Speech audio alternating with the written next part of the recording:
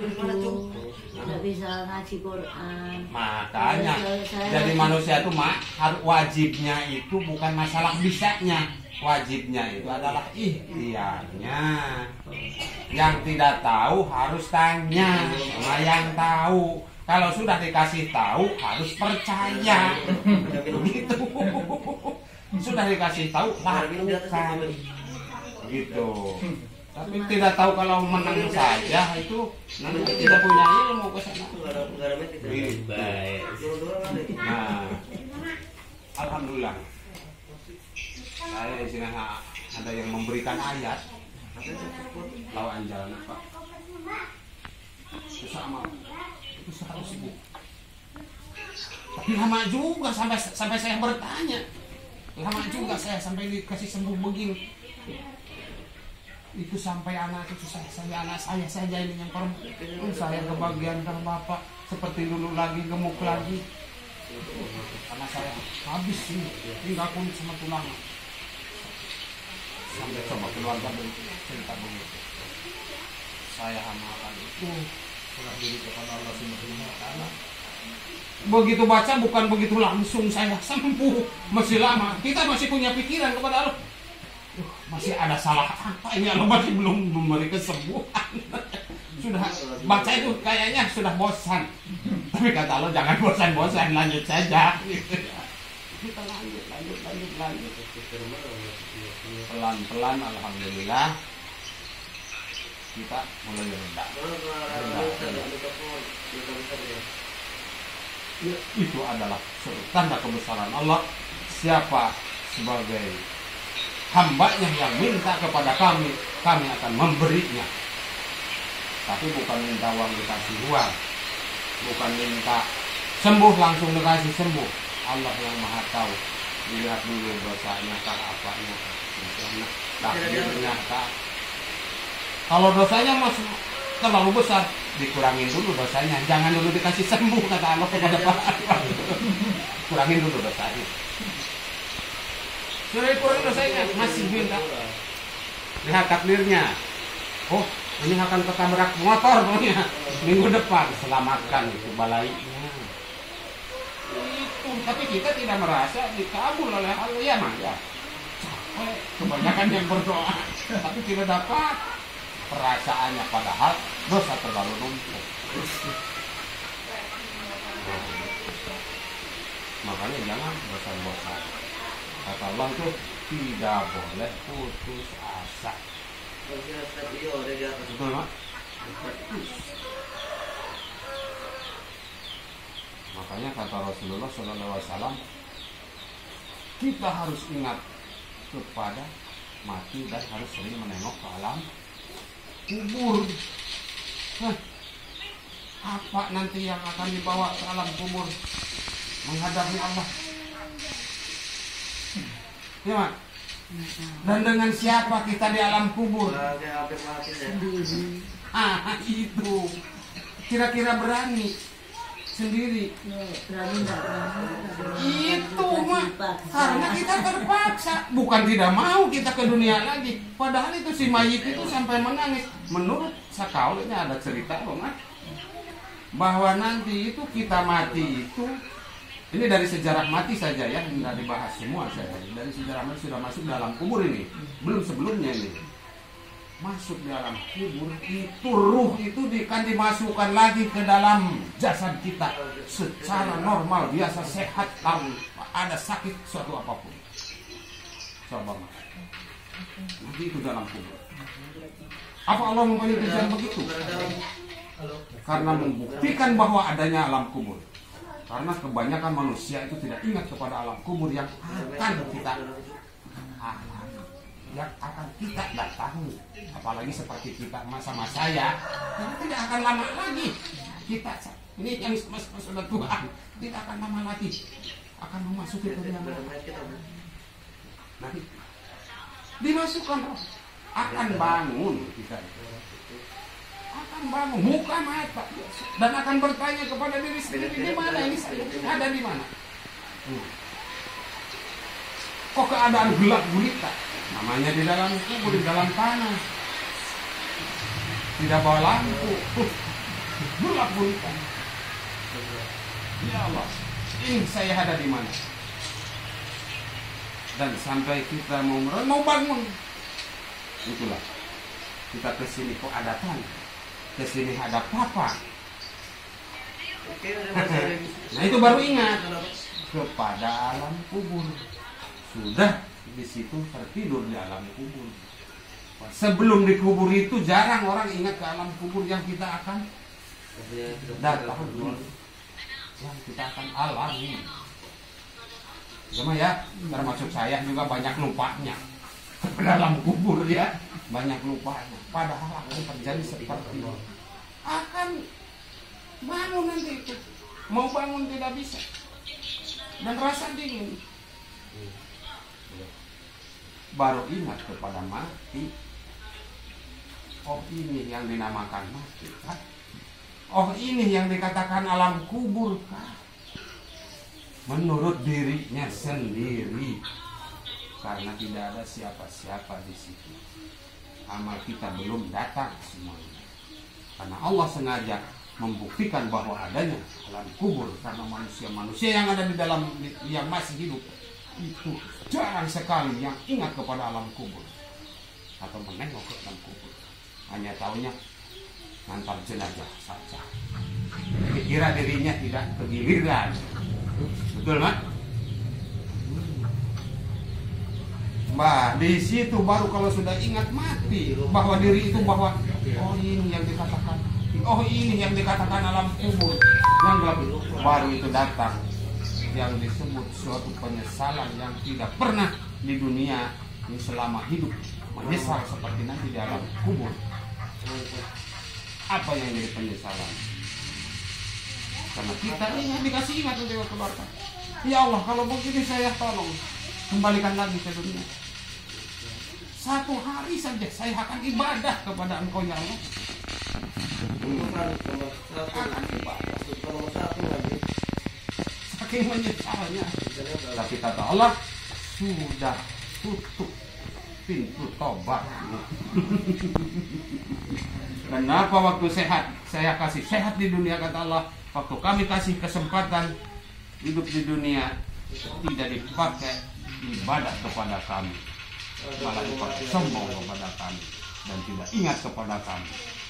Siapa yang menciptakan engkau beserta langit dan bumi dengan seisinya? Carilah Tuhan selain aku yang bisa menciptakan bumi dan langit. Mau cari kemana? Ya mana? Nah itu baru akan menangis itu mayit, seorang mayit di dalam kuburnya. Histeri, nangisnya, suatu penyesalan. Yang bisa dengar hanya apa? Binatang-binatang seperti ayam dan semua binatang-binatang itu bisa dengar nangisnya mayat di dalam kubur. Kalau manusia tidak bisa dengar. Kalau dengar mungkin takut semua ya. Bisa beriman semua. Ingat saja sekarang, kita selalu ingat saja ini ya, apalagi sudah tua begini. Saya kalau kadang-kadang kalau malam, kalau ingat kita ini kapan mau masuk ke kuburan, saya nih membayangkan diri kalau saya sudah tertidur di dalam kubur ini, apa yang saya lakukan? Merinding, tidak bisa tidur saya. Kalau sudah barang 2 jam sama itu tidak ada ngantuk, Pak. Tidak bisa tidur. Kalau sudah kita ingat cepat saja. Ambil air wudhu. Kalau sudah tidur kita cepat tahajud saja. Lakukan salat tahajud, salat hajat, salat asar. Bermohon terutama kita minta kepada Allah untuk diampuni dosa. Jangan minta rezeki. Diutamakan itu, ampuni dosa kita, dosa-dosa kita, baik yang nampak maupun yang tersembunyi. Dosa kita, karena terlalu banyak dosa kita. Ya Maya, kita mengaku saja dan itu. Jadi saya juga apa ya, macam mendidik anak-anak itu rasanya sampai karena kita membayangkan masalah itu, takutnya anak ini tidak ada yang memberi sejarah semacam itu. Karena jarang kali seseorang yang mengetahui sejarah itu. Padahal itu menakutkan. Padahal lagi menangis istri tadi itu yang dalam kubur, yang ruhnya dimasukkan ke jasad kita. Itu baru datang petugas Allah, dua orang malaikat, atau yang malaikat azab itu yang datang bagi orang yang maksiat, yaitu malaikat Jabaniyah.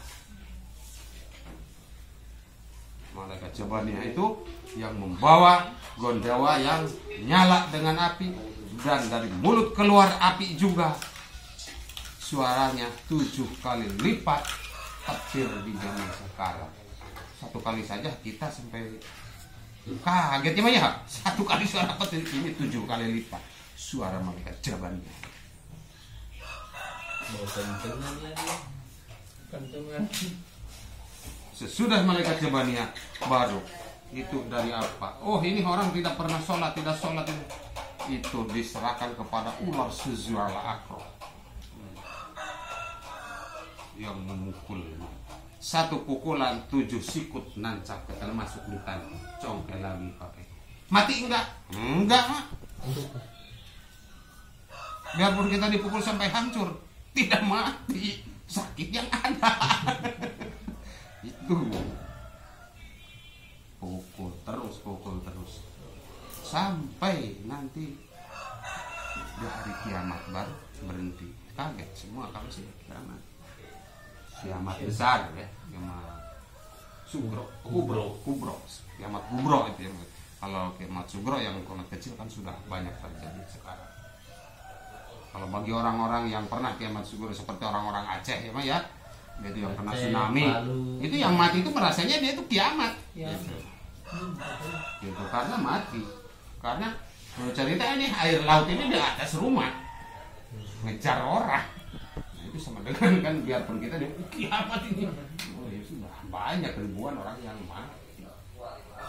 Nah makanya kita bersyukur kepada Allah sekarang kita lagi dikasih kesehatan. Semoga kesehatan kita itu bisa memanfaatkan untuk ibadah kepada Allah Subhanahu wa Ta'ala. Karena kalau macam kita sudah pada tua begini, sudah tidak pantas untuk mikirkan duniawi, tidak pantas. Sudah kelewat, Mak. Sudah tidak bisa. Itu yang harus kita pikirkan, itu adalah masalah ibadah kepada Allah. Masalah kita mau mati ini apa yang akan bawa, dan siapa yang akan menemani nanti. Masa kita mau dia temani dengan amal kejelekan? Berusaha kita istilahnya yang menemani kita itu adalah amal baik yang betul-betul baik.